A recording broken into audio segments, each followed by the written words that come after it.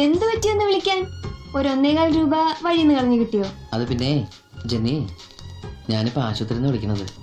നമ്മുടെ ഭാസ്കരനെ ഡിസ്ചാർജ് ചെയ്തപ്പോ ആ ബില്ലടയ്ക്കാൻ കുറച്ച് പൈസയുടെ ഷോർട്ടേജ് ഉണ്ട്. ഇങ്ങനെയുള്ള സന്ദർഭങ്ങളിൽ പെട്ടെന്ന് ഓർമ്മ വരിക നിന്റെ ഐശ്വര്യമുള്ള മുഖമല്ലേ. ഓ അത് പറ. വെറുതെ അല്ലേ ലോക്കൽ കോളിന് കാശ് മുടക്കിയത്.